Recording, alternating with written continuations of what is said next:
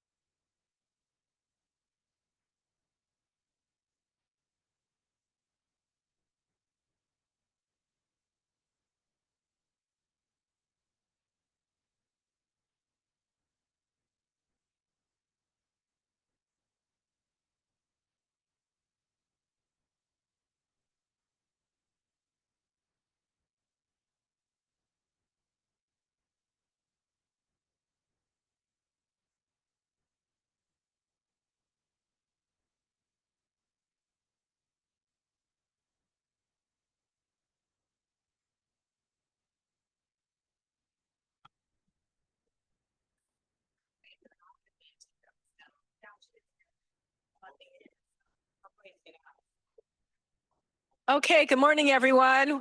I'm going to call this meeting to order. Looks like we have a quorum now. The July 25th Board of Directors meeting is called to order. First, I'd like to ask our interpreters to explain how to access interpretation. Please go ahead. Good morning. Announcement from the interpreter. To use the interpretation feature, please scroll to the bottom of the Zoom screen where the meeting controls are. Click on the interpretation icon, World, and select English as your language. If you are joining through the Zoom mobile app, cell phone, tablet, etc., please press the ellipsis, then interpretation, and then choose your language. Finally, click on mute original audio to not hear the original Spanish logo in the background. Headsets are available for interpretation. If you're in the meeting room, please check out a headset from the receptionist in the lobby. Buenos días, aviso por parte del intérprete. Para hacer uso del servicio de interpretación, favor de desplazarse a la parte inferior de la pantalla de Zoom donde aparecen los controles. Haga clic en el icono de interpretación, globo terráqueo, y seleccione Spanish, español. Si está utilizando la aplicación móvil de Zoom, celular, tableta, etc., presione los puntos suspensivos, luego interpretación y luego el idioma. Si no desea escuchar el audio original en inglés en el fondo, por favor seleccione Mute Original Audio, silenciar audio original.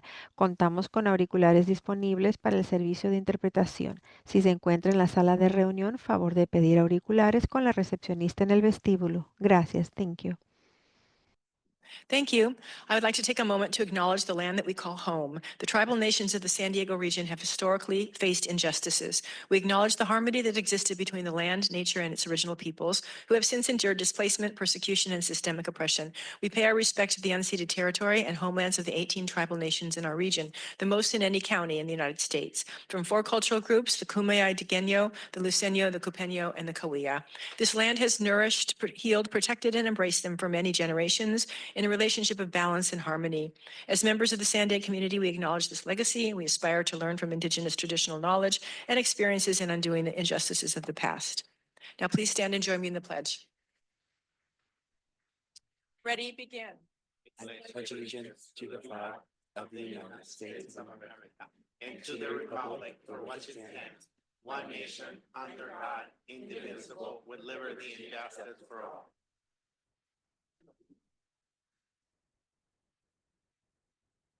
Hey, Michael, can you please confirm quorum? We do have a quorum, Chair, with the cities of Chula Vista, Encinitas, Escondido, La Mesa, Lemon Grove, National City, Oceanside, Poway, and Vista absent. Thank you, Michael. Let's move on to non-agenda public comment. For the purpose of civility and an orderly meeting, we kindly ask that you refrain from using loud, threatening, profane, or abusive language.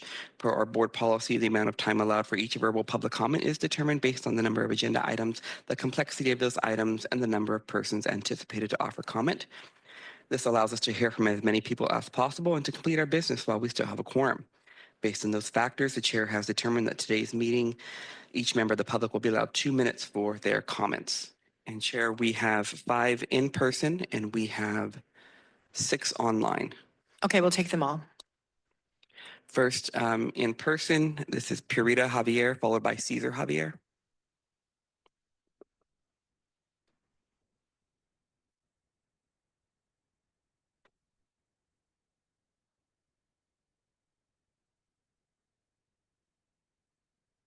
I am Purita Javier, victim of toxicity since 1997. The County Health and Human Services has recently approved the application for medical and in-home services with my husband as caregiver beginning June 2025. I trust my husband as always in search how to approve a menace. We began our formal reporting on June 13, 2021, first to the police, fire, hazmat, and the City of Code Enforcement. All responded by declaring that the home business has business tax permit and that ceramics kiln industrial operation is exempt from permit per Libreng APCD Code Rule 11. We found out later that it is one of the 20 industrial and manufacturing business exempted from permit, meaning owner can locate, construct, and operate without regulatory control and procedure. Out of curiosity, as crusade began in June 2022, consistently meeting with APCB staff, including the governing board members, 11 of them since and ongoing. On November 8, 2022, my husband self-excavated to KP Hospital for irregular Thank you. headache Your time as has the expired. ceramics. Next is Cesar Javier, followed by Truth.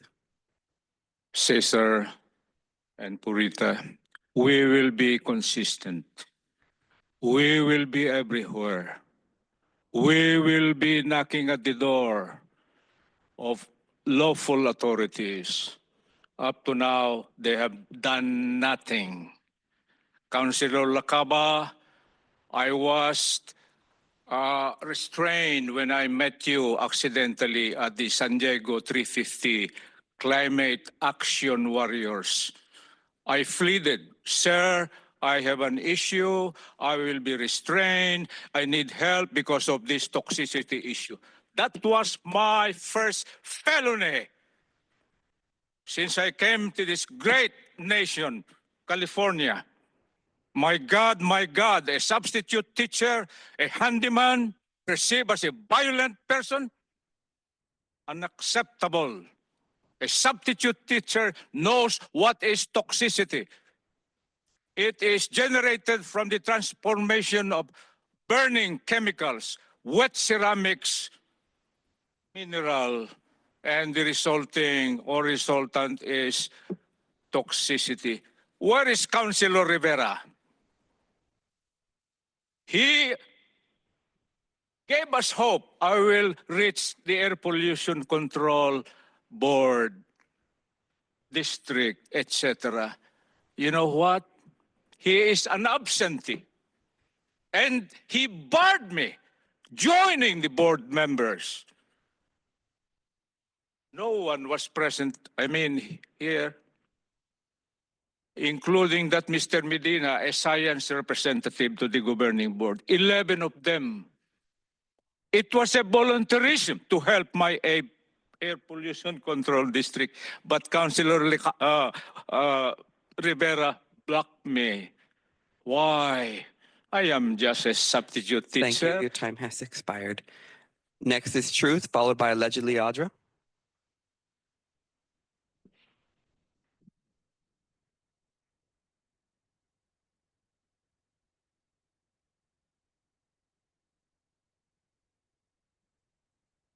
Six people died on the 67 last week. Blood is on SANDAG's hands. Every time you here chose to spend millions on unneeded bike lanes rather than on decades-long neglected highway safety improvements, the true cost was human lives lost. We need time estimates for closed sessions in the middle of a meeting. The last one was an hour and a half. I risked passing out from hunger to participate at SANDAG for 6 hours. That's no different than the corrupt Nora era. The paid groups and minions are the only voices that get representation in SANDAG's projects. Here's why. From the SF Building Trades Council, quote, the San Diego County Building and Construction Trades Council's Carol Kim with IBW's Gretchen Newsom discussed strategies to achieve a PLA with SANDAG. The tactic changed SANDAG's political composition, flipping SANDAG seats. In 2020, the board started to shift to pro-labor, said Newsom, to agitate SANDAG, the Quality of Life Coalition, the Sierra Club, Climate Action Campaign, Sunrise Movement, and IBW. The SD Building Trades PLA would cover all of the RTP's pertinent work, $160 billion worth over the next 30 to 40 years. SANDAG approved the agreement in December 2021, the second largest PLA in the nation. Under the terms, any major SANDAG project over $5 million will be covered, end quote. That's why you all decided on board approval for projects over $5 million. These PLAs are kickbacks for those who bankrolled some of your campaigns. Those of you who are not on the union payroll, do you even care? Why are you only vocal on social media? The war pigs who are on the payroll, I'm going to do as many PRAs as it takes to prove your conflicts of interest on every project here and elsewhere. Example, Paloma once took a donation from SANDAG's past Soviet dictator, Hassani Krata. And the SD Buildings Trade is the same group that funded Paloma with $21,500 of slumlord money from the National City Apartments. And having Paloma on the Transit Tax or Taxpayer Committee, when she can't even pay her own property taxes? How can you tell me that anything has changed at SANDAG? That is the same corruption. I know the county appoints it, but is there a way that SANDAG can deny an appointment when it doesn't make sense? Thank you. Next is allegedly Audra, followed by Evelyn Lopez. Man, I felt like I was engaging in a satanic ritual with you guys doing the Pledge of Allegiance. It's crazy because none of you hold anything up that you say that you're doing. It'd be interesting. That's why I don't stand with you guys, because it's like, if people really believed that, then it's like, let's stand firm and do that. But anywho, I wanted you guys to engage in experience something that I experienced last week, or actually a couple weeks ago. I think it's important because, you know, that way you can feel what I'm feeling, and that way you can understand. And I don't know why, but maybe you can tell me why I was told this should be confidential to protect the children. So maybe you can determine that. What the heck?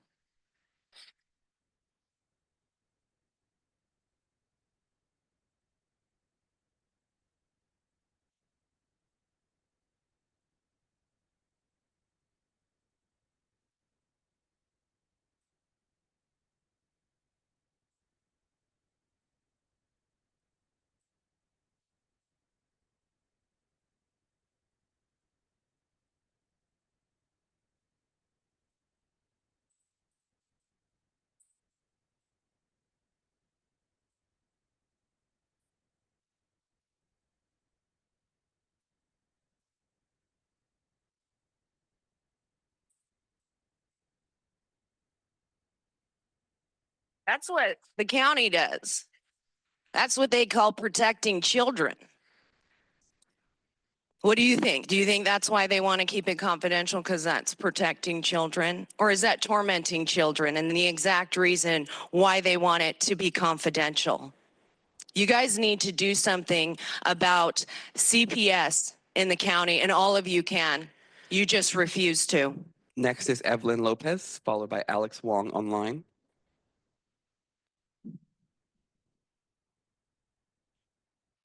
That crying baby you guys just heard was mine. Her name is Zaya. And my oldest is Malika. And they cry every time we leave them. And they just tell me that, Mommy, I just want to go home. Mommy, when are we going to go home? And you know what? They were never planning on giving them back to me. They were planning to adopt them out. So I'm over here fighting for them because I want my babies home. They deserve to be home. They cry in agony every time we separate. These social workers lie in the reports saying that they were abused or neglected. That's not true. I had postpartum and I asked them for help, but instead of help, they took my kids away. So, and then there's an incident where my daughter ended up in the ER and she had a UTI. My oldest, my 3-year-old, had a UTI. And now they're flipping it on me and saying that I'm the perpetrator. And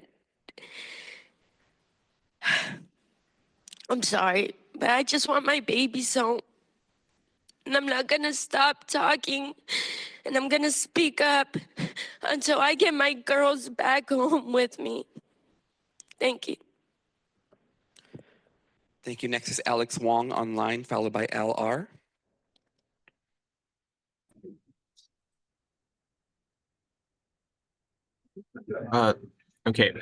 Yes, SANDAG's top priority ought to be planning for 5-minute frequencies on the Mid-Coast and Green Lines each. It may not be possible immediately because of budget and personnel shortfalls, but SANDAG, in partnership with MTS, should think long-term and still plan for 5-minute frequencies. It should continue to aggressively seek new sources of operations revenue. It must also allocate funding for a new trolley yard to store the additional vehicles necessary to run 5-minute frequencies. What SANDAG cannot do is give up on planning for 5-minute frequencies just because MTS is broke now. MTS will not be broke forever, and trolley ridership will continue to skyrocket. That's why the airport trolley proposal, which could permanently cap Mid-Coast and Green Line frequencies to 10 minutes each, is deeply concerning. 10-minute frequencies would be woefully inadequate. Mid-Coast ridership has grown so fast that the only thing stopping MTS from increasing Mid-Coast frequencies to 7.5 minutes this June was uncertain state funding.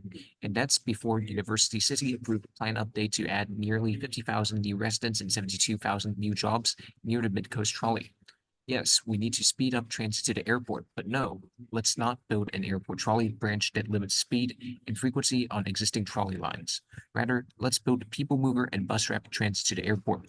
Both of these options will come more frequently than the airport trolley, and neither would limit speed nor frequency on existing trolley lines. Thank you. Next is LR, followed by Blair Beekman. Can you hear me? Yes, go ahead. Okay. The number one thing SANDAG should be working on right now is pedestrian safety. The death rate has skyrocketed, and it has gone up everywhere except in Oceanside, where you have made the intersections safer for pedestrians. The most unsafe intersections are clear by the way the engineers sound the horn loud and long as they travel through. And this is what occurs in Carlsbad at Grand Avenue and Carlsbad Village Drive, because those are heavily trafficked by pedestrians going to and from bars, restaurants, and the beach. SANDAG should act now to improve the safety at those intersections and save lives. Longer term, SANDAG should move the rail inland to achieve their long-term goals. The Lausanne rail is a liability. It's deteriorating, it costs money, and it offers limited service. Meanwhile, millions choose cars, leading to congestion. If it's moved inland, you will reduce VMT by offering convenient park and ride, cleaner air with electric trains, replacing polluting diesels, increased ridership, and airport connection can be achieved, and bicycle options can be offered by converting the old track to trails. Thank you. Next is Blair Beekman, followed by phone number ending in 813.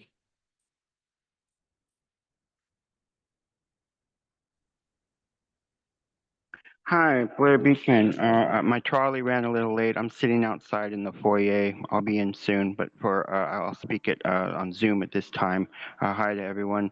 Thank you that San Diego City government is reviewing how to reduce ALPRs by 25, 50, 75, or 100 plus in San Diego neighborhoods. A reminder that this can still offer mostly the same good public safety standards and coverage for local SD neighborhoods, and can also bring a budget cost savings in following years up to $100,000 or more. I'm understanding all of this can be with ideas of maintaining, yeah, I said that. As I'm understanding, better developed legal language, the LPR review process, comparison to the well-intentioned yet opaque Smart Streetlight Program review of 2020 to 23.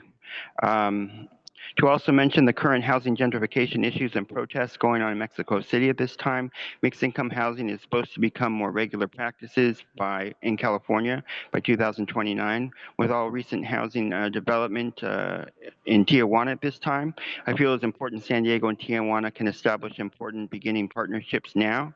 And from this new mixed income housing ideas and practices can simply become important models for the future of California and areas of Mexico. To conclude, since the South Park incident in San Diego over 6 weeks ago and more recent incidents in LA, I think most people in San Diego and within the county have a sense that at this point there's a current ongoing dialogue around de-escalation, healing, compromise, civil protections, data collection, privacy rights, and well-established best practices for the future of Custom and Border Patrol agents in local California neighborhoods. As I think we all can see and agree at this point, to continue the use of over-militarization by federal custom agencies, this will, in California neighborhoods, this will create ongoing escalating violence for the remainder of the summer in our neighborhoods. We can work to solve these issues, to address them. Thank you, Good Blair. luck Your how we time can. has expired. Next is phone number ending in 813. Go ahead.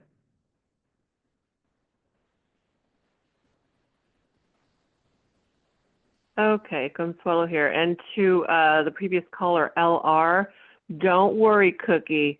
That script you read was great, and they will fulfill all your wishes eventually. We will all be on those bike lanes.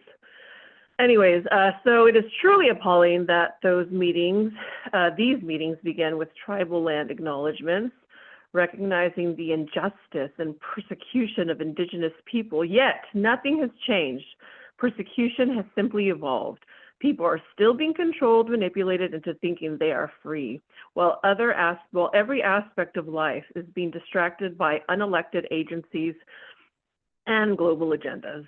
Many on this board come from cities across the county and may believe they're doing their communities a favor by being involved with SANDAG, but SANDAG was supposed to focus only on transportation, streets, roads, public mobility. Instead, it's expanded its reach into nearly every aspect of our lives. And everywhere you look, wastefulness seems to be the priority. Just look at the stupid bike lanes, often unused, dangerous, and confusing for drivers. They do not serve the public. They create chaos. And when accidents happen, it gives more reason to penalize drivers and push restrictive policies. You have to ask yourself, was that the point all along? Duh. Even more disturbing is the way this agency uses children and evidently geriatric people as political props, parading them out to promote policies that come straight from the United Nations playbook. If anyone's uncomfortable with me mentioning the UN over and over and over, I invite you to do your own research. This is not a theory. This is a conspiracy reality. You on this board are helping to usher in a system that will affect not only us, but your own families, neighbors, and communities. from digital IDs to surveillance-based infrastructure. SANDAG could be Thank you. doing Your so time much has more. expired. Next is Paul the Bold, followed by Mary D.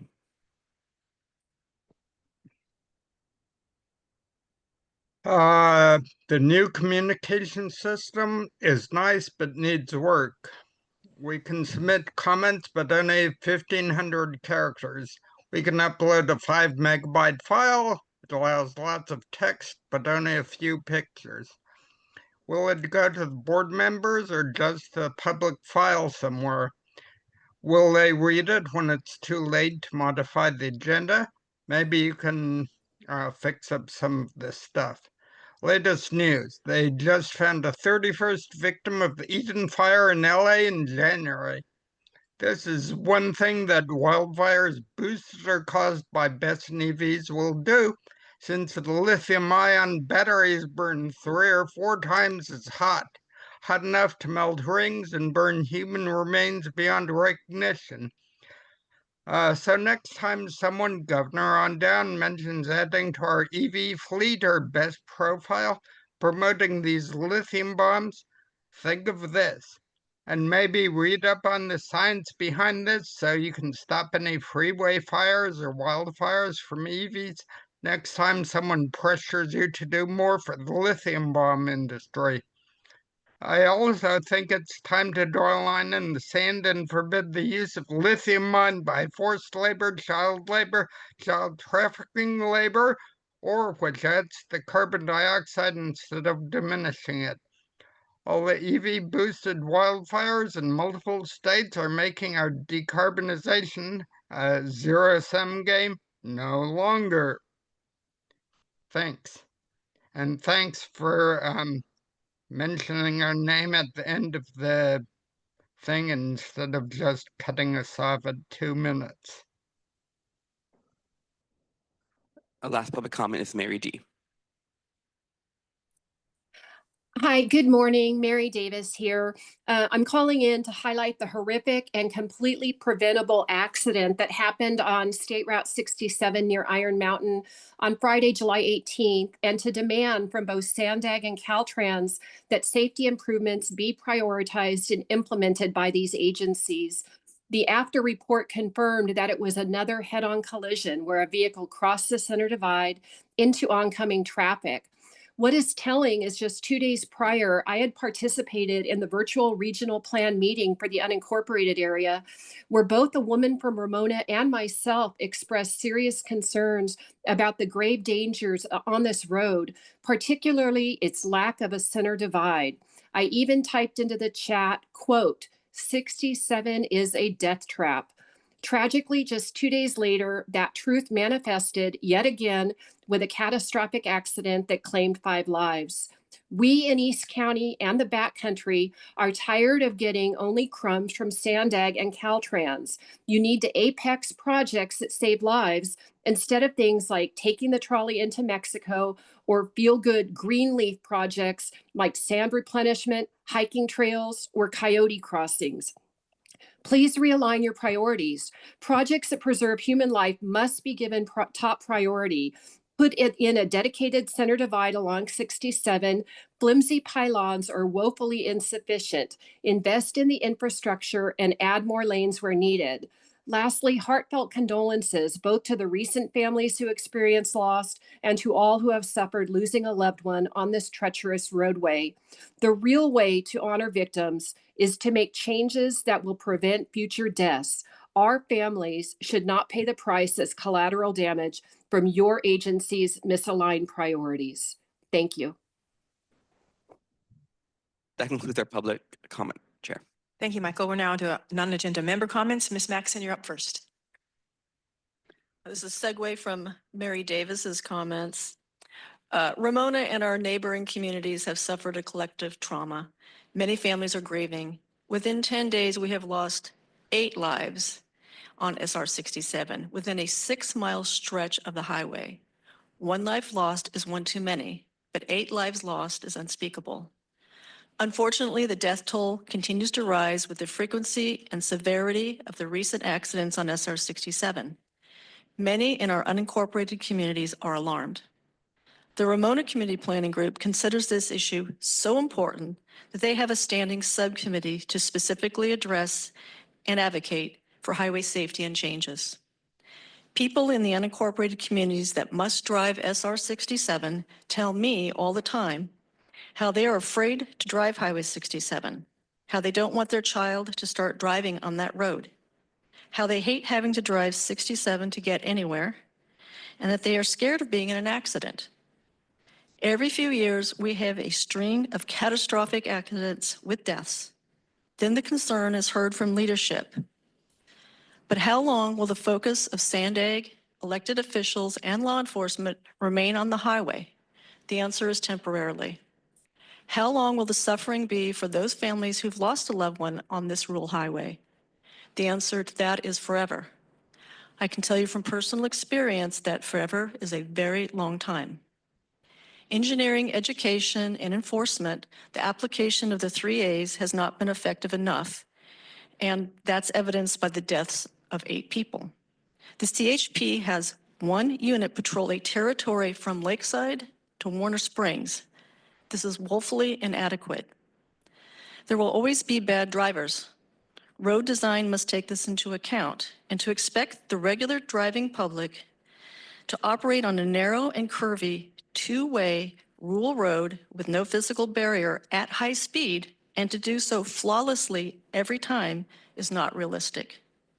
To expect the average driving public to perform what is in essence a Hollywood-style driving stunt, driving at a high speed toward another vehicle also at high speed without error, is unrealistic, and the statistics will bear this out. The unincorporated area has every reason to expect and demand that SANDAG prioritize and allocate the funds necessary to ensure safety of the residents due to unsafe rural highways. The tax money collected for saving lives and entrusted to SANDAG for rural highway safety has gone to other projects over the years.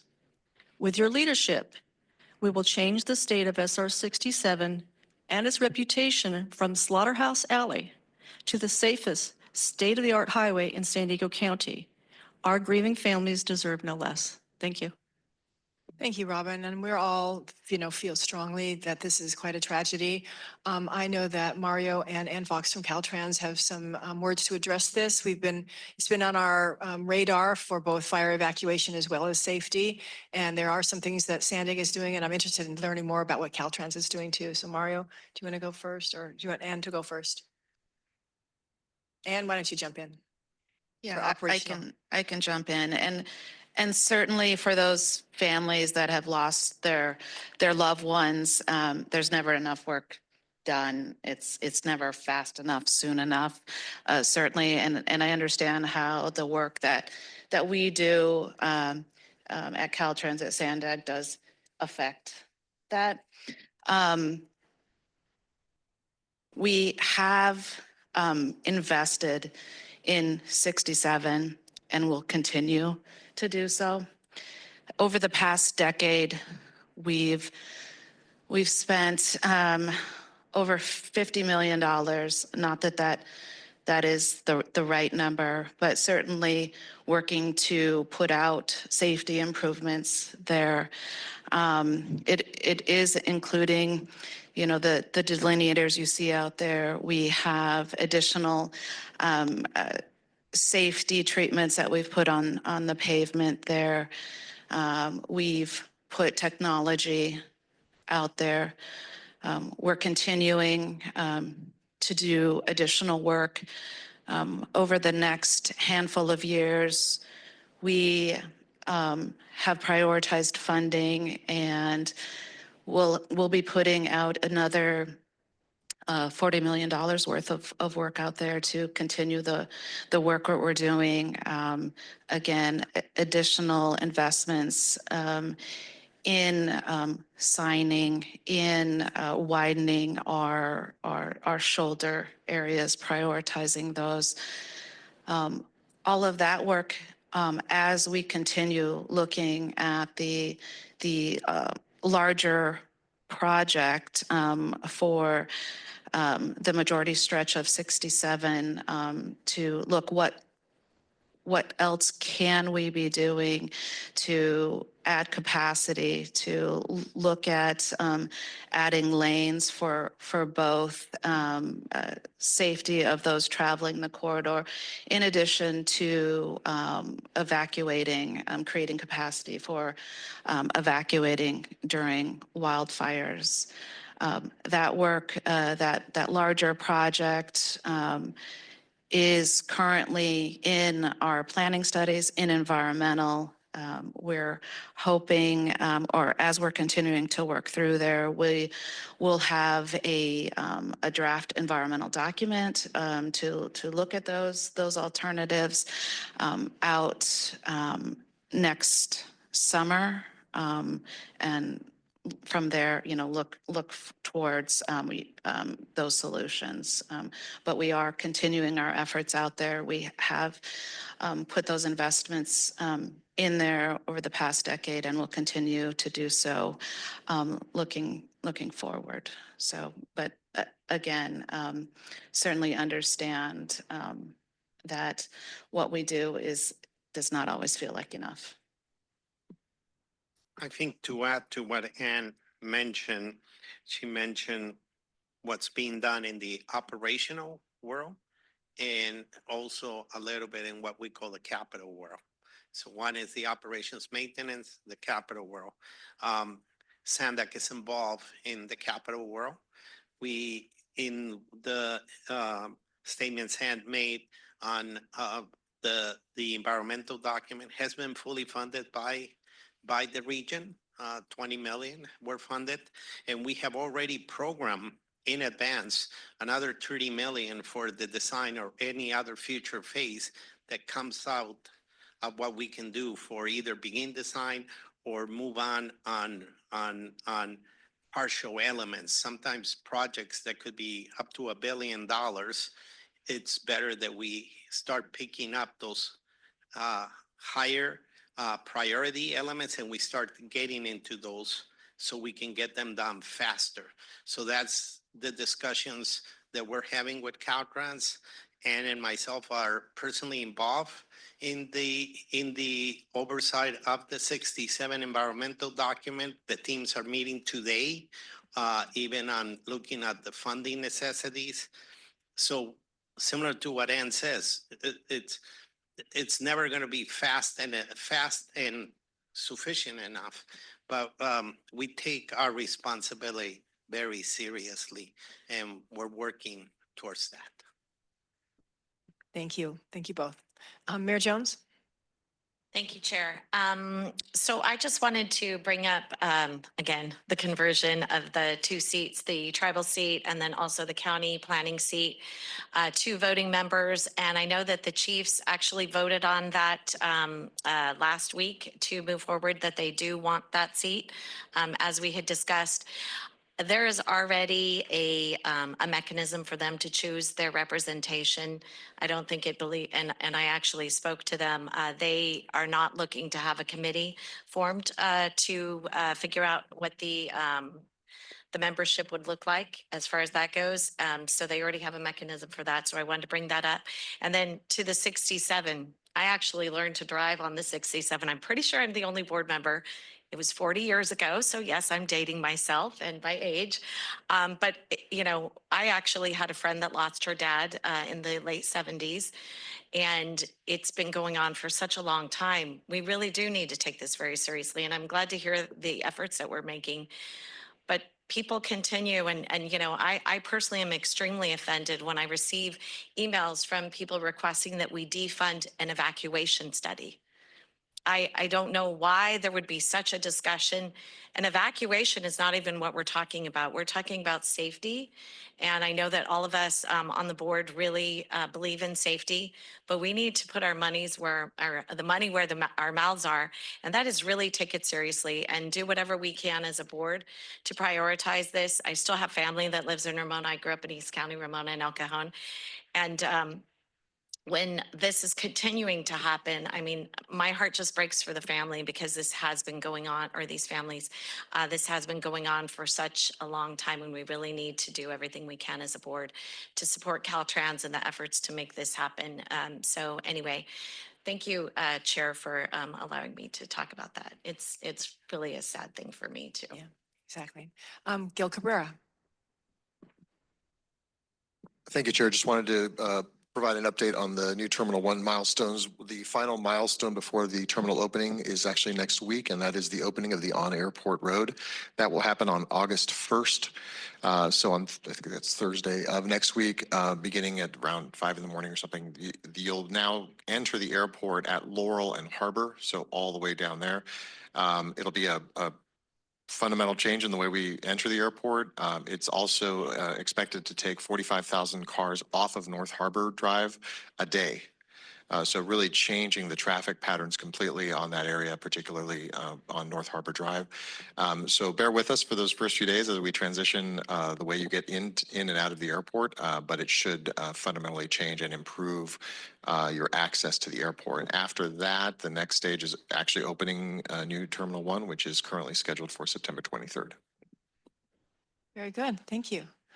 All right, so I'd like to take a moment right now to welcome our newest member to the board, and that's Supervisor Paloma Aguirre.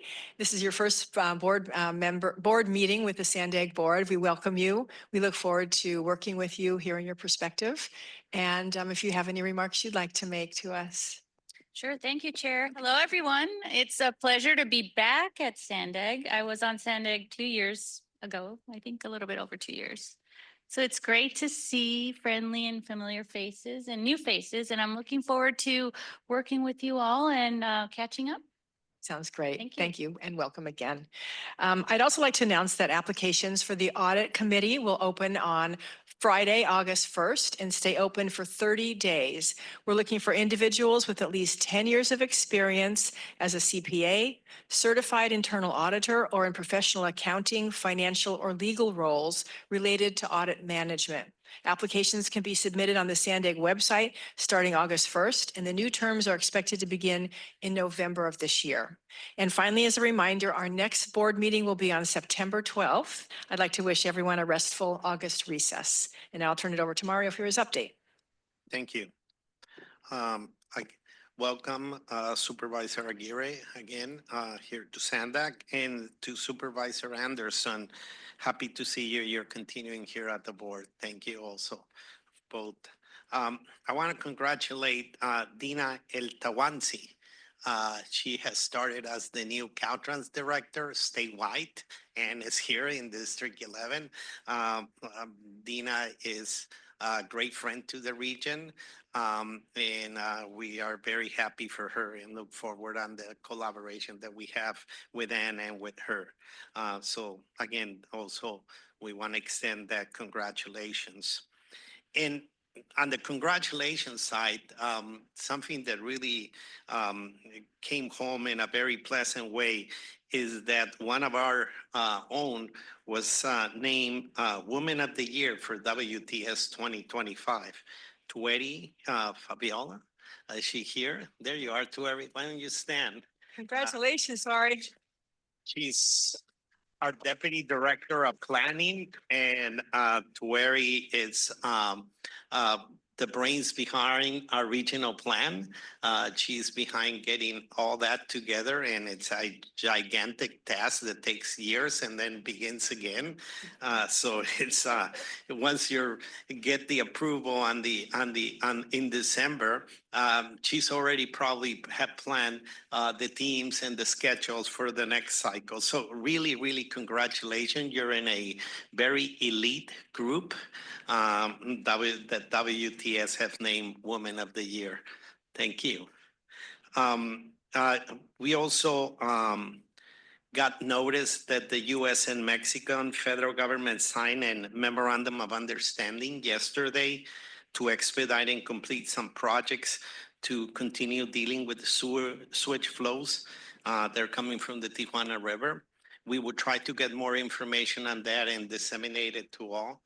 Some of you probably have all that information already, but we'll try to consolidate it and send it to all the board members so you could get that information. On our side, we continue to work on the Border Resiliency Task Force. We will be having a meeting on the task force next week. happy to announce that SANDAG received from Caltrans 3 full funding agreements for some planning studies in the tune of $1.2 million. This grants will allow us to develop planning documents for the San Diego Regional Last Mile Freight Delivery Plan. This one is important because a lot of the last mile deliveries from freight have a heavily impact on your local streets.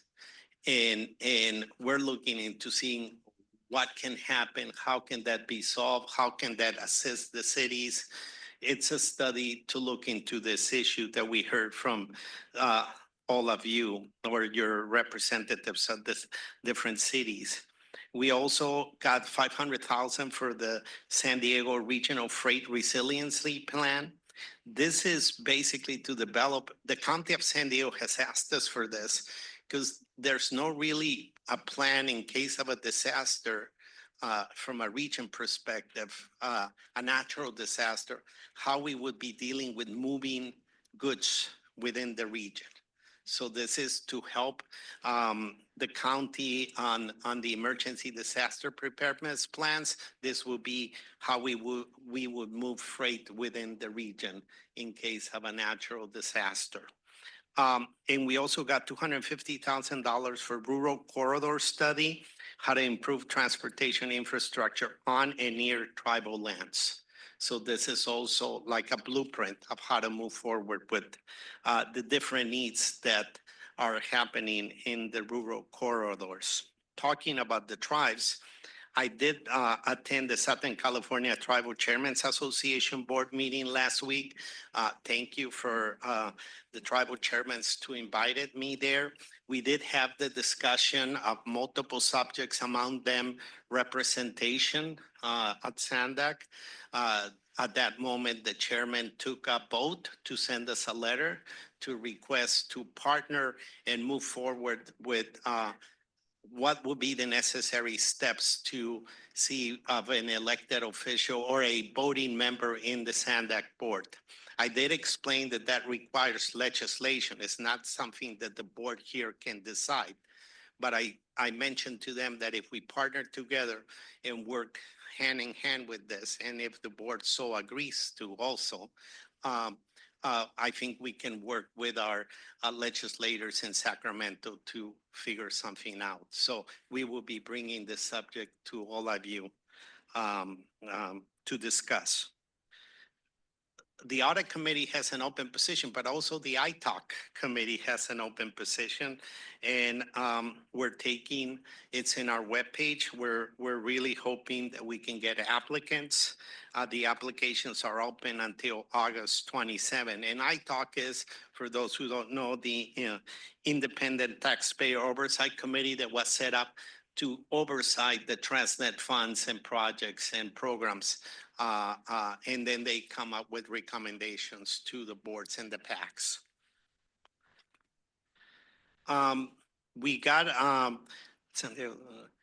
We're really happy about we're making available $14 million for 10 affordable housing projects in partnership with the San Diego Foundation.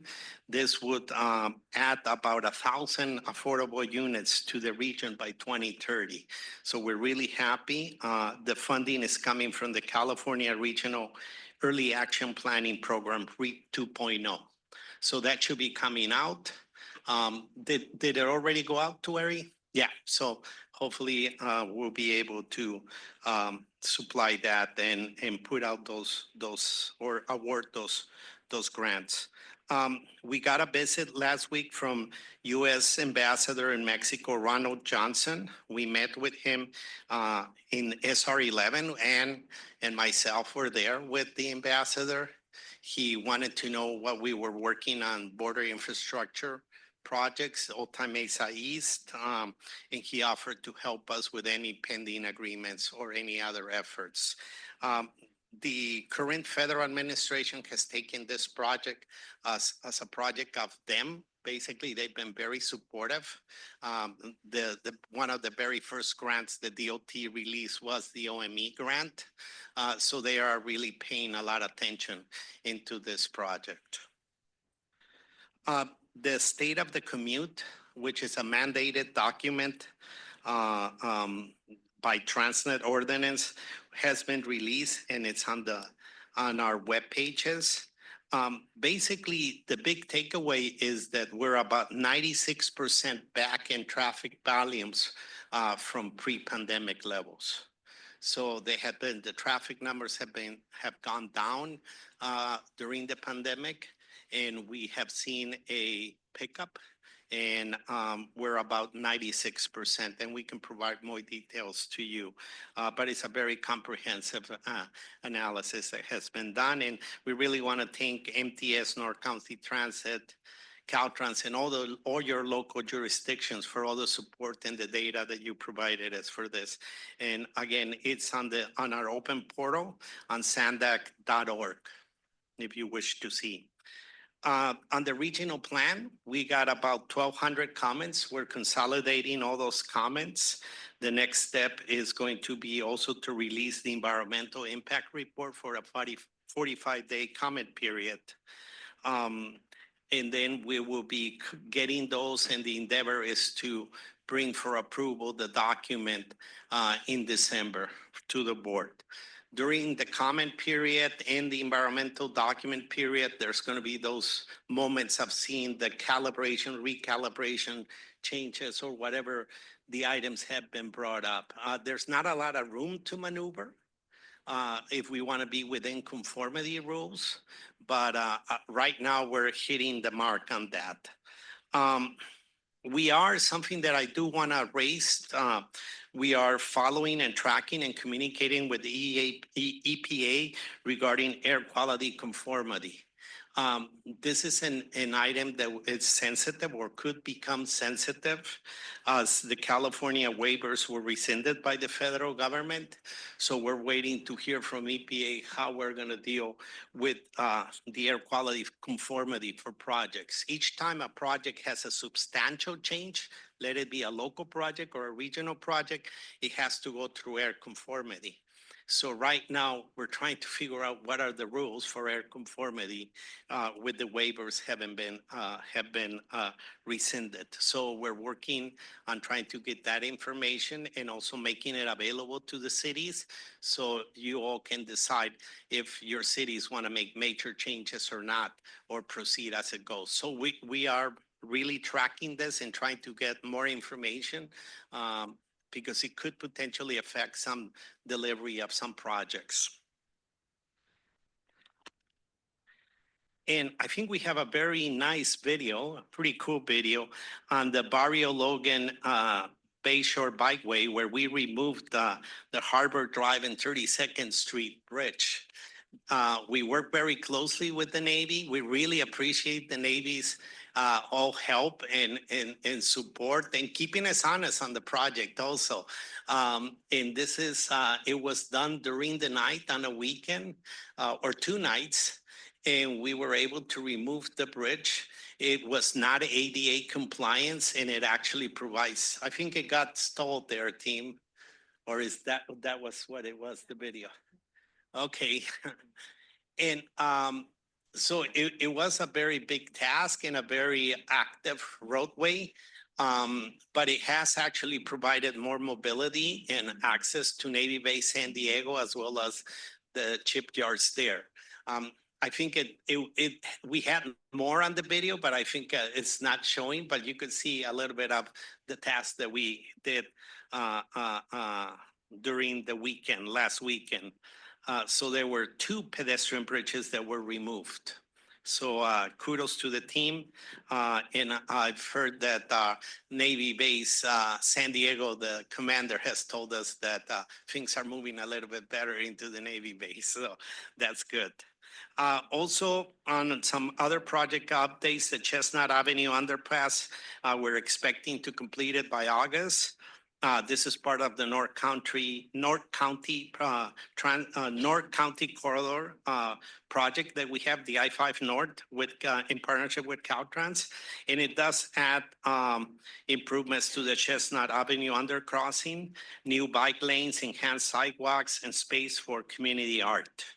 And finally, we, on the Elvira Morena emergency job. We will begin drilling. Please be careful on the traffic control that we have there to stabilize those walls. So we have 1-lane traffic control, but we continue working on the project, and that concludes my report, Chair. Very good. Thank you. Mayor Jones, you had a follow-up? Yes, thank you so much. And thank you, Mario, for your report and being so thorough, and then also about the tribal seat. So my understanding, and I think I have this right, is that it is important for us to have our vote at SANDAG on the tribal seat to be a voting seat. And then once we have that done, so we need to get it on the executive committee, Chair, to move that forward. And then once we have that, then yes, we have to have a legislative fix on that as well. And then I had a question about the iTalk opening. Is that due to the fact that we now have our Director of Internal Controls and she came from the iTalk? Or was it? No, that that's she the was- audit. Oh, audit. Oh, I'm sorry. Yeah, sorry. Okay. All right. I had that part confused. Well, I knew there was something. I just actually wrote it down right. So it's because she has moved. And what was her name again? Because I don't recall. Sinead. Sorry. Hey? Yes, Sinead. Yeah. Sinead? Yeah. Okay. She has moved in and she has started to be our internal controls director. She's already doing a risk assessment, enterprise risk assessment, and she just has started at high speed doing the evaluation for the agency. So my city manager was on that committee, and she wouldn't tell me who it was ahead of time, but she did say you're going to be very happy. She is very impressive and really exciting that she's joining the SANDAG team. I didn't say this at the last meeting, but really great to hear that. Yeah. Thank you. Very good. And Mayor Duncan.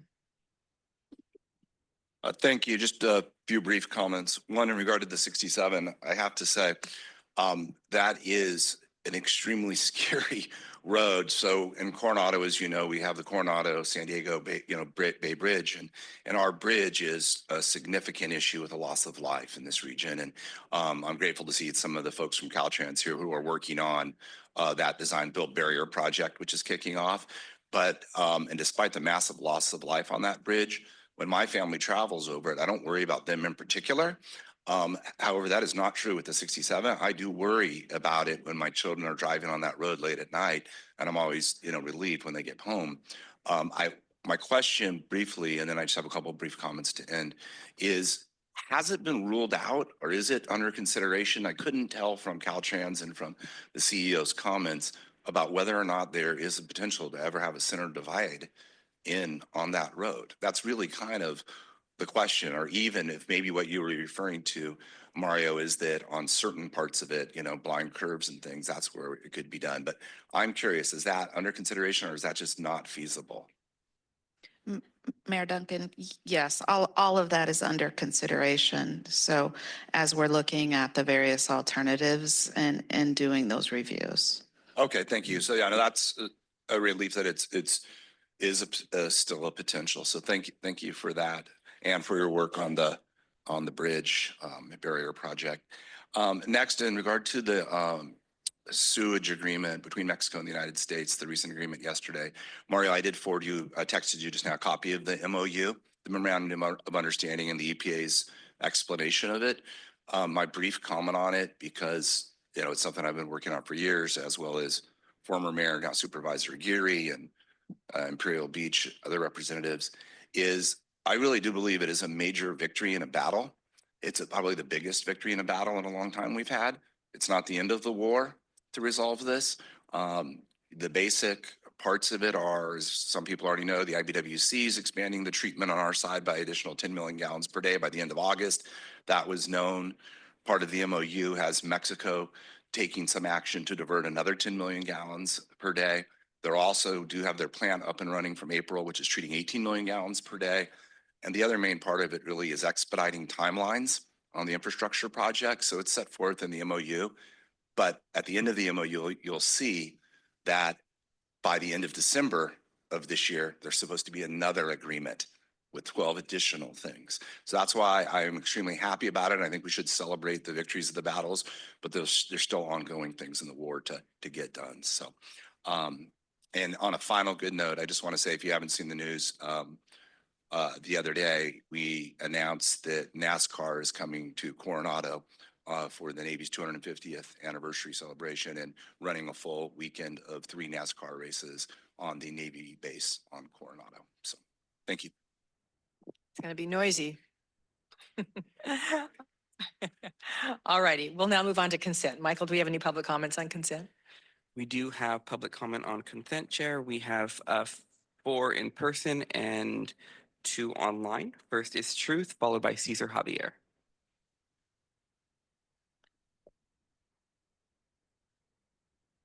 And please identify which consent item you're speaking to. Item 3.2, terrorist Shaw needs to be removed from the Transportation Committee. Woman of SANDAG's year, Tori said the public comments for the regional plan said the same old stuff from the 2021 plan. Does anyone really believe that regular people would ask SANDAG to build dense housing at transit or to implement managed toll lanes everywhere? Nobody but Jay Dunn even blinked an eye when hearing MTS claim their ridership's way up, but they're losing money. Item 3.3, 269.7 million more being spent on the RTIP. Is this due to PLAs with the Trains Council increasing the cost? Why did the cost of the 578 connector decrease by $50,000? What is high-speed transit / SR 125? These charts don't explain the time frame of the spending. Attachment 4 says the EPA requires that the RTIP must be consistent with San Diego Forward. Shouldn't 2025 RTIP conform with a 2025 regional plan?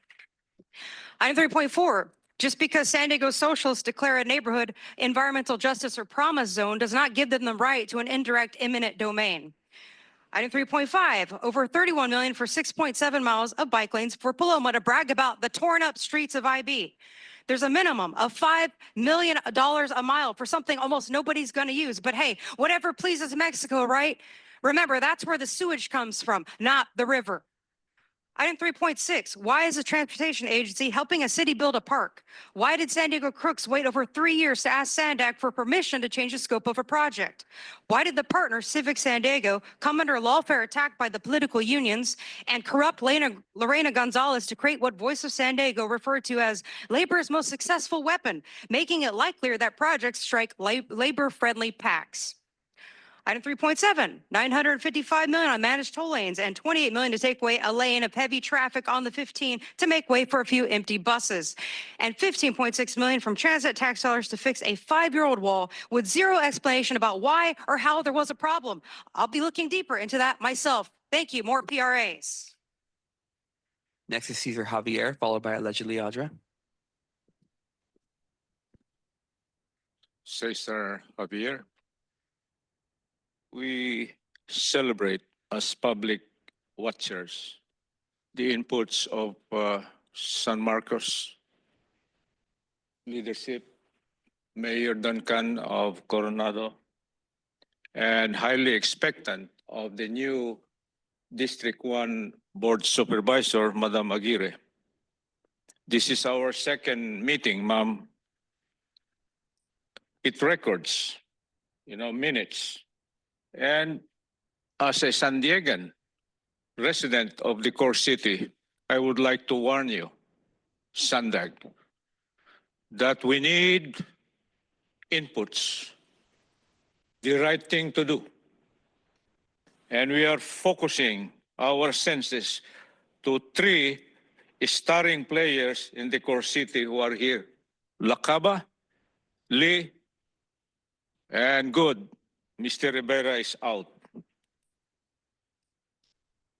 On delegation thing, as a process, Sir CEO, Ma'am Chair, we cannot delegate responsibility and accountability. We could only delegate the authority and tasking, the work to be done to someone. On the improvements, yes, good, better, best. But please include the improvement in the procurement system. We have seen the rigging. We have seen the kickbacks. We do not want SANDAG to experience this because of the valuable resources coming from our taxpayers like Thank me. you. Next is allegedly Audra, followed by Blair Beekman.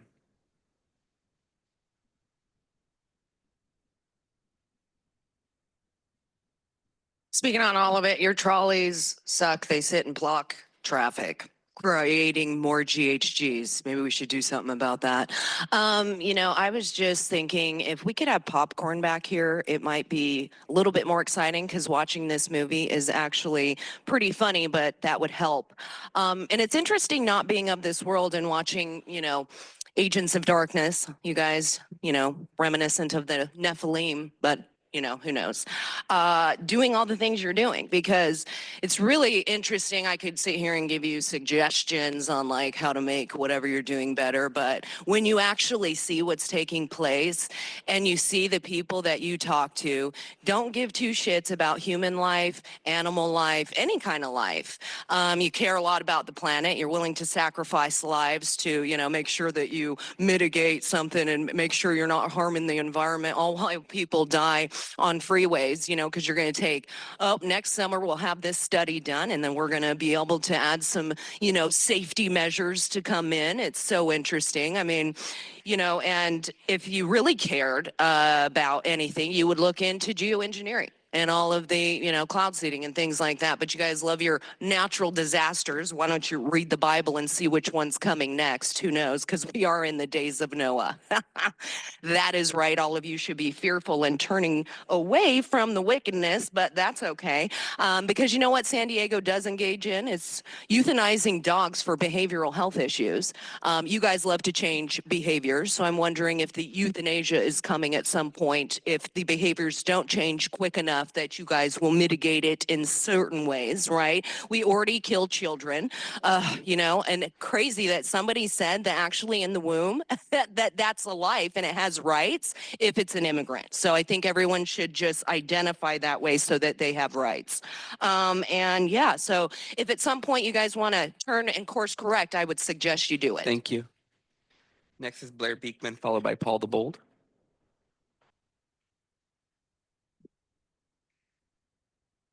Hi, thank you, Blair Beekman.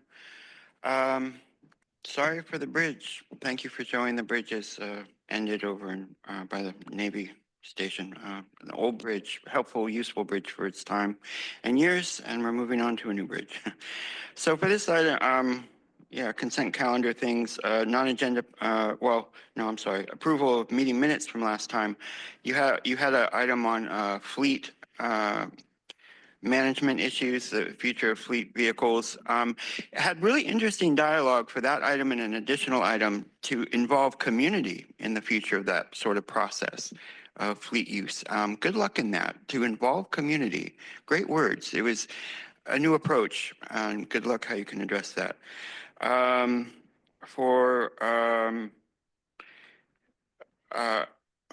What else I want to talk about here? Oh, bikeway project things. Just as a constant good reminder, good luck how you can be developing open, accountable practices with the technology involved. As much as we need our bikeways, I feel they're important. It's important to also have, you know, needed tech, and then with that tech, that it is an open, clear process of dialogue. What tech is needed, what it's going to be doing, how that can be an open share process is important for our future development. It's not just placing the tech, it's how we talk about it. That's key. That's our future, guys, really. Good luck to really want to work on that. And ideas about, there's an incentive, well, let me see. Shoot, I'm lost. There's an item about additional funding for smart city project in East Village area. It's just a bit of house cleaning, I think. Somebody took the time at one of the committee meetings last week to go into detail a bit about the item, but didn't talk at all about the technology involved. And then I feel we have to do that, make that effort. Sorry, I was a bit strong at that time, by the way. Thank you, Blair. Your time has expired. Last public comment is by Paul the Bowl online. Hi, Paul Bold, Policy Advisory Committee. So we get train tracks that need to be upgraded almost as soon as they're built. bikeways that make the streets more dangerous, and a fancy border crossing that keeps getting delayed while our pavement and bridges are falling apart. It's time to revise SANDAG priorities. The CA-76 feels like the grading's wrong. I'm glad Mrs. Maxon and Ms. Davies brought it up. It's why East County needs the vote. You're spreading yourself too thin. It's horrible that only 4.3% of our pavement is good for 4 years, 13.8% in poor shape, and over half our bridges are fair to or poor. Glad you're giving a $163 million grant to MTS, but it expects a $120 million deficit by 2029. Looks like wasted effort if there's such a huge deficit. You should do other programs to beef up ridership, like flexible fleets or expanding senior and disabled transportation to include students and people who need to get to work but don't want to walk and wait forever for a bus. NCTD's budget looks good. Maybe it's because they're only relying on 40% of their revenue from the state and feds. Ask Jewel. Regional RTIP amendment. No to HOV or managed lanes, and there's a bunch of stuff just grouped together without saying what it is, and it's 26 million bucks. So, just say no. Thank you. Your time has expired. That concludes our public comment on this item, Chair. Very good. Any board member comments on consent? I see nobody on the board. May I have a motion to approve consent, please? So moved. Okay, moved by Sanchez, second by Minto. Please vote. Use your devices.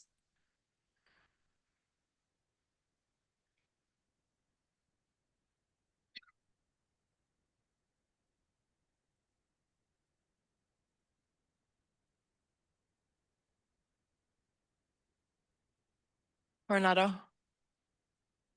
Push it again. El Cajon, are you still here? San Marcos.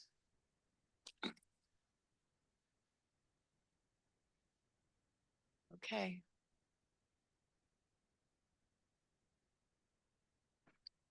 The motion passes unanimously with those members present. Okay, very good. So we are now on to proposed updates to the board policies. Julie Wiley will present for us.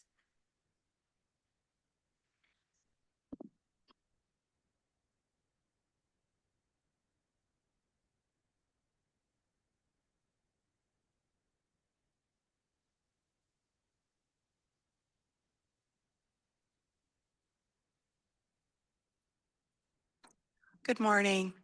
Julie, can you please move the mic really close to you, please? Yes. Thank you. Good morning.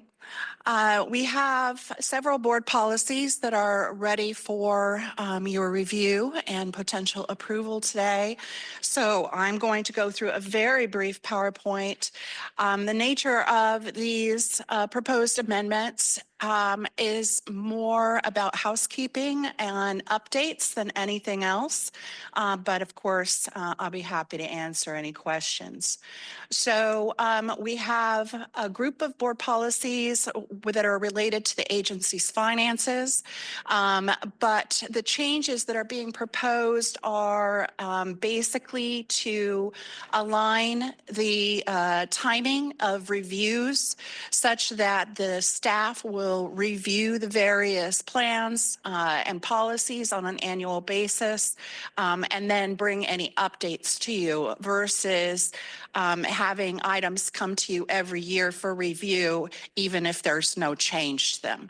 So that's the nature of some of the changes. Also, updates to statutory references due to changes from the legislature over the past years, and updates to just staff position titles. And then in the realm of general agency administration, we have two policies that we're asking for you to allow us to update, mostly because of the dissolution of SourcePoint, which used to be a nonprofit public benefit arm of SANDAG, and it has been dissolved as a corporation. Therefore, references to it in the board policies are no longer needed.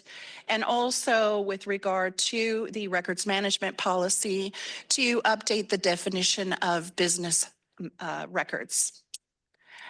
And then we have a few policies related to capital projects. These policies update changes to statutes and guidance. I did have some questions from board members, I believe, on whether the expansion of these policies to cover all capital projects versus just transit projects was going to entail additional work or funding for staff. And actually what the issue was here is these policies, when originally created many years ago, we're only anticipating a lot of work on transit capital projects for the agency. And since that time, we've taken on a lot of other areas of capital projects. And all along, we've been doing quality management and preliminary design efforts that were required, but this just updates the policies so that it's clear they apply to all of our capital projects.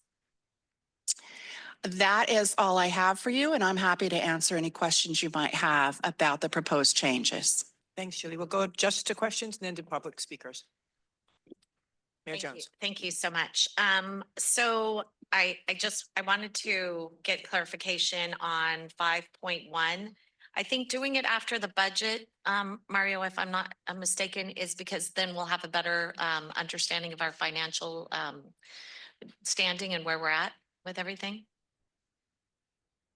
Sorry. It's page 208.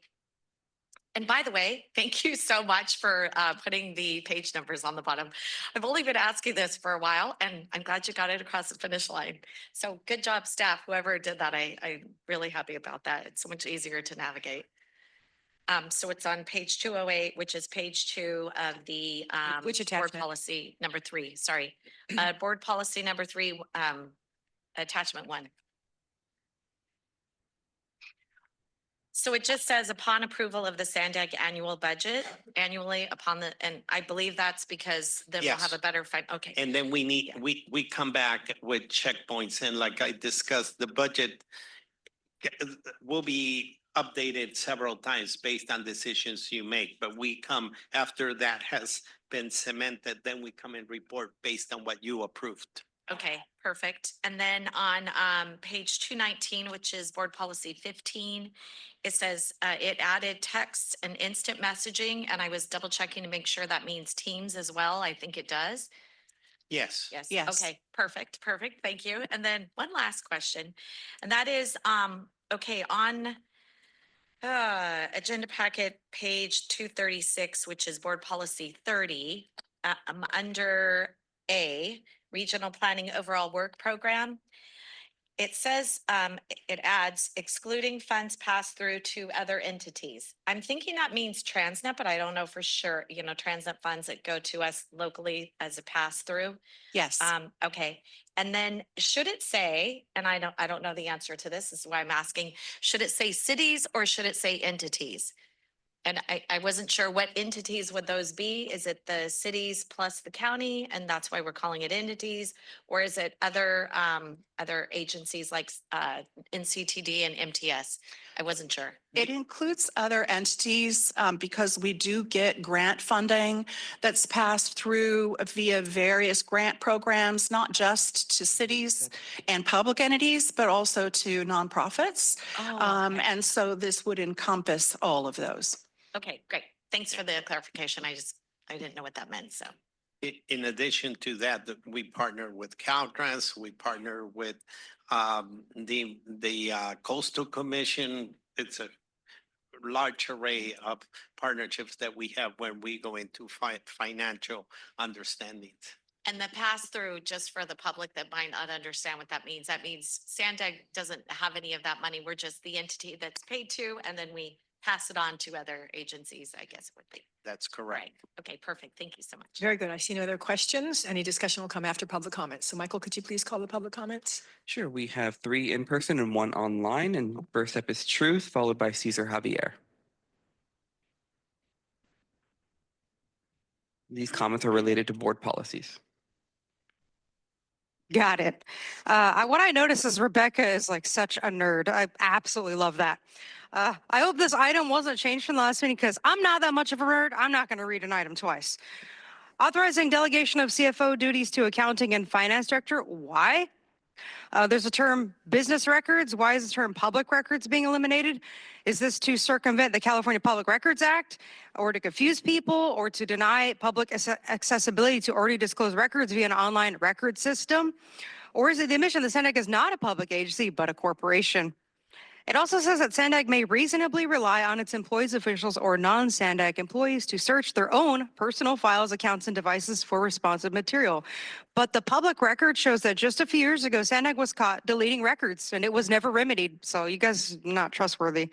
By not having all capital projects covered under project plan specifications and estimates, does that mean capital projects previously had no track record of existence?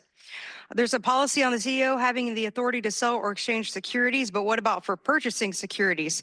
I remember Hassan buying a new security every 2 weeks, and it was often investments made in nefarious companies such as Pfizer. I've been very happy to not see Mario engage in that. Why have I never heard of the SANDAG Service Bureau? Why wasn't this division mentioned in the SANDAG 101 presentation? SANDAG reviewing the interest rate swap policy on an annual basis was removed. Is the board not interested in that? Is there full trust in the CFO's judgment?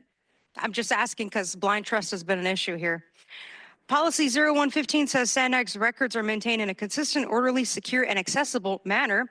So has Mario ensured that nobody's keeping records in the wrong drawer like I heard during the last audit committee? And on the crazy public transit protests that have happened out there, you guys are obviously lacking some kind of policy to deal with when a meeting gets disrupted from the outside. Because if you don't, I might join next time with a sign that says, share the catering. Thank you. Next is Cesar Javier, followed by allegedly Audra. Cesar Javier. This is excellent. Review, update our benchmark. We can never defeat nature. We can only protect us and our investments, like this physical development, particularly shelter for the less, the sick and dying. I wonder, as a public, we are keen to see that there is no such thing as policy on disaster or crisis events, or shall we say phenomena. And thank you, because that is one news from our CEO, disaster preparedness.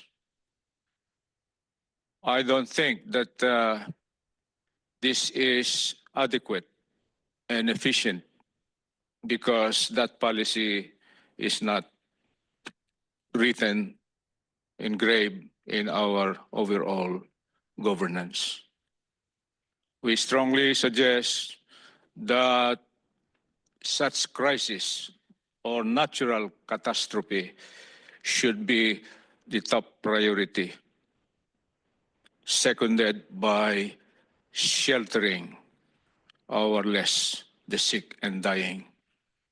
I believe, and we believe, and it's empirical, that lives, humans, and the investment of all this physical development must be protected, and a #1 policy in all our process. Thank you. Next is allegedly Audra, followed by Paula Bold online.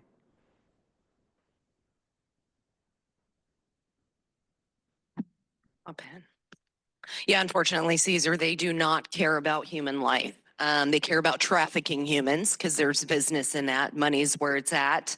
Yeah, so that's what's interesting is that no matter what kind of policies you guys bring forward, we're just going to have more suffering, more of the same, because you're not willing to actually put forward policies that would actually preserve life and things like that and help people get housing. Because if you did, there would be a policy to like do nothing that the United Nations is asking you to do. You would have a committee for weather modification, and then you can have a subcommittee for some cloud seeding, a little geoengineering in there, so you could really make sure you guys are doing your due diligence. But of course, you're not going to do that. You would make sure that there would be a policy that you can't be on your phones or tablets and that you must be paying attention. Never going to do that. There must be one that maybe you shouldn't eat if there's other people in the room when you guys are eating in front of the people who are paying for you to eat. Pretty rude. Maybe you would do a policy that would keep people like Joe LaCava and Kent Lee from doing anything that has to do with housing when you've got a tent city that's had a dozen people die, right? But that's okay because that's the business. There would be a policy to let people or ban people who have trafficked people like Gil, and I guess all of you guys who have trafficked people across the border, made sure our nation is really full of immigrants that you're going to help before the American people, right? Because as soon as you come to America, you're American. What else? You would have punitive damages or actions that would come forward for things like doing things like that. But instead, you guys have to do more of the same, spend people's money to go nowhere, put people in danger, and traffic children and human beings, and, you know, euthanize animals for having behavioral health issues, which is insanity because they're a nice dog. They're a nice dog, so let's get rid of it. So maybe we can do that with all of you guys. That would be fantastic. Next is Paula Bolt online. That's our last public comment.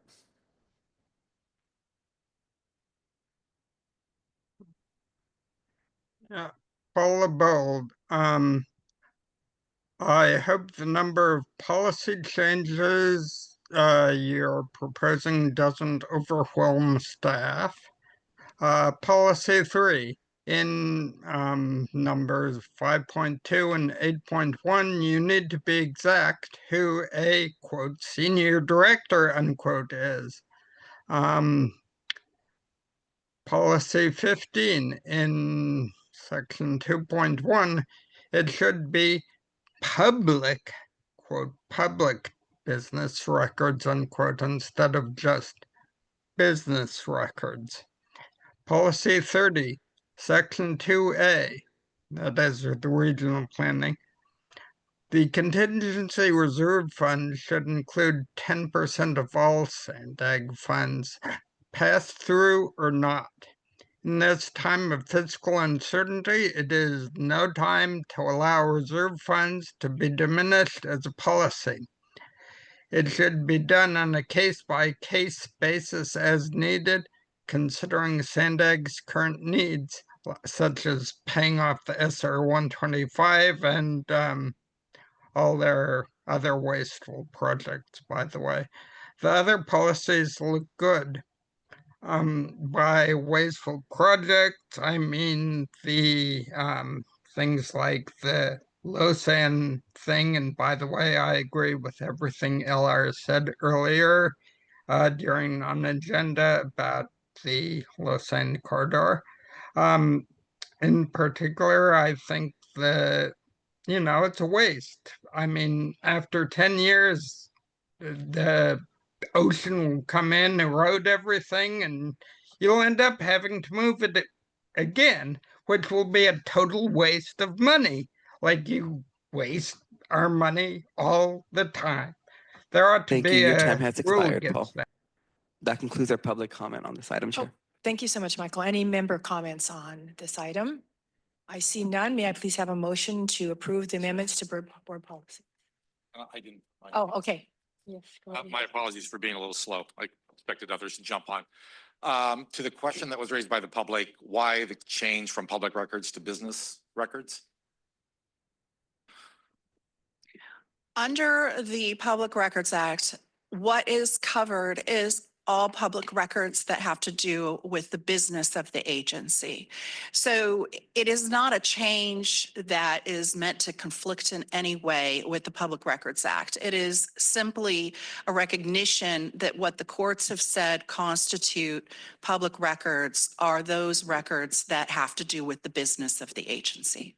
All right, thank you for clarifying that. Thank you, Chair. So may I have a motion, please? Move approval. Sanchez, and we have a second.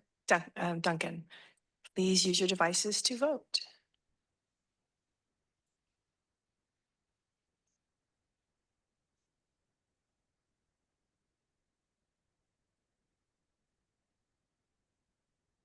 The motion passes unanimously with those members present.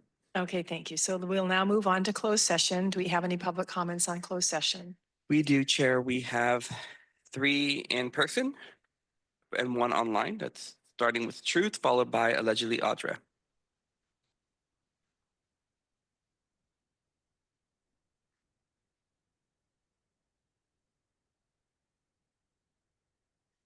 Item 5.1, who I'd like to see SANDAG initiate litigation against. Hassan Ikrata sued. I'd like Slumlord CEO Carol Kim sued. Their names are on the signing away of $161 billion of our tax dollars via what seems to be a sole source agreement that benefits certain people in office. SANDAG's Workforce Opportunities Program required for projects over $5 million says, quote, the prime contractor requirements, experience working on 2 public works projects with a project labor agreement, experience coordinating with building trades councils and local unions, end quote. Who signed this garbage to build expensive projects that have harmed this county while benefiting the political unions and their minion candidates? Right here, why, of course, it was Hassan Ikrata and Carol Kim.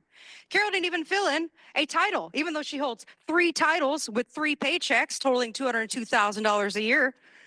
The Building Trades Council admitted they did everything they could to disrupt this board in 2020. Some of you are actually ineligible to vote on anything because you are a conflict of interest. And Bruce is not here, but he would appreciate my historical reference. Under Hassan, this was the SANDAG Soviet. The top Soviet Union party members were fat from their fake business lunches and big PLA deals, while just like Soviet grocery stores for the non-party members, we regular people were starved of needed projects like evacuation routes and highway expansion promised in Transnet. And item 5.2. You know who's good at winning a lawsuit? Jay Dunn. He's someone deserving of praise because unlike those fakes who campaign on a crisis, Mario, John Duncan has not focused on higher office or even on tourism, but on human life. In my opinion, his work on the Mexico sewage emergency has gone unrecognized. I just wanted to point that out. Thank you. And Mario, perfect place. You did a great job at MTS of being transparent and keeping SANDAG in its lane, no matter what crazy things people said. Thank you. Who else here is going to stand up against the corruption that still exists under the covers of this agency? Thank you. Next is allegedly Audra, followed by Blair Beekman. I mean, I don't know why you guys don't give more information like you always could. It's like even the city of San Diego, that's one thing they do, which is weird. They'll spend time to give you a little bit of information on the litigation. But yeah, it could be a lot of things. I mean, I honestly think that somebody should, I mean, I don't have the time. I'm trying to save children from being trafficked and adopted out by the county. So then they go to the Dominican Republic. But somebody should sue each and every one of you individually on an individual capacity using 42 USC 1983 for a lot of things. There's many things that could come forward, right? During the COVID days. I mean, that was pretty terrifying, right? Like keeping everybody enslaved, seeing how much you could get people off the road, but it didn't work well enough, right? Maybe the fact that you guys want to change behaviors of people, the fact that you don't care if people die on the freeway, right? Because you're going to take a year to really figure out what's best, right? I mean, you could probably put some of those, median things in there right away. But I mean, as long as you do a study, maybe, 30 more people will die, but that's okay as long as it's not you and your family. There's so many other things, trafficking of people. Gosh, it's like, just really poisoning people with the water. I mean, that's good, right? I mean, as long as there's just a little bit of arsenic in there, it's not too much. I'm just going to start putting that in the coffee, you guys. It's going to make it taste very delicious. I'll make sure it's vanilla flavored, right? So that you guys can really feel what it's like, what the people have to deal with when you sit there and you poison them, you spray them with things in the air that you don't want to actually acknowledge, right? I mean, I guess you're not technically doing it, but you're allowing it to happen, right? But who cares? You allow people to die at Tent City. How great is that? It's okay, they're homeless. You know what I mean? Who cares about them? It's like getting one off the street, right? For our depopulation agenda. So I'm going to continue to make you guys feel guilty for all of the things that you do because it's Thank you. Your very time has satanic. expired. Next is Blair Beekman, followed by Paul the Bold online. Hi, Blair Beekman.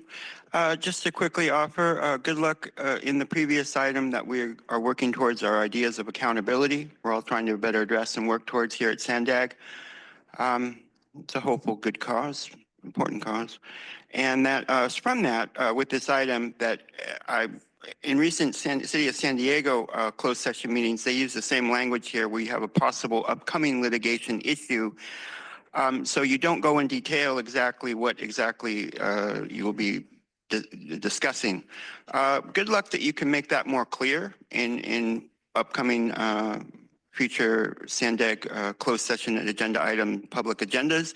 It really is helpful for the public to get a bit more understanding of closed session agendas. And when you do that, as City of San Diego often does, it's a really helpful, good thing. I think it's a positive good thing about building communication and good practices for a community. So just to mention it, good luck how you can be working on this SANDAG closed session agenda items today. Thank you.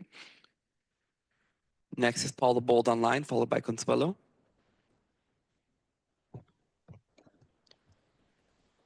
Paul the Bold, thank you, Blair. Yes, it would be very nice, and I don't think it would be against the Brown Act at all to give a bit of detail on, what some of the cases actually involve. I mean, obviously, you can't mention private or confidential or classified details, but the law allows a little flexibility.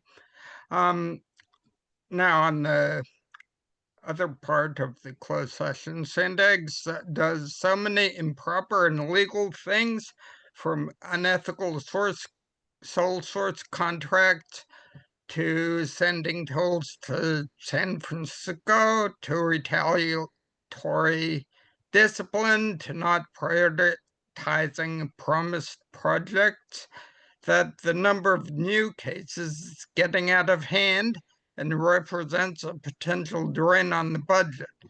In fact, with all of the 6 active cases Mrs. Sharp listed in the delegated actions item previously, I cannot believe you're only discussing potential cases. I think it's a waste of money and time just to discuss potential cases. What you really should be doing is solving the actual cases to save us time and interest and the effort to litigate them. So anyway, thank you for hearing me out. Our last public comment is Consuelo. Go ahead. Okay, so let's see. Gosh, frankly, this list of potential litigation is endless for SANDAG, huh? From the dangerous and unnecessary bike lane projects that have upended communities and worsened traffic flow, to the ongoing negligence surrounding Highway 67, where lives have been lost. SANDAG has shown a pattern of reckless decision-making and willful disregard for public safety. Ignoring decades of local pleas regarding the TJ River sewage and safety hazards, while pouring billions into cosmetic infrastructure that serves the globalist blueprint for the agenda at hand. It's not just irresponsible, it's criminal, obviously. And they're not isolated incidences. It's systematic failure to protect the people, failure to serve the community, failure to prioritize human life over funding, favors, and future development schemes. Lawsuits are not a threat. They're inevitable. When leadership chooses to operate with such blatant disregard for those they supposedly serve. So yeah, go ahead, discuss litigation behind closed doors. But know this, the people are waking up and we will not forget the names, the votes, or the silence. Done. Thank you. That concludes our public comment, Chair. Very good. Okay, we're going to now move into closed session. I'm going to ask everybody who does not need to be here for this item to please leave. We'll take about 5 minutes so that some of us who need a break can take a break.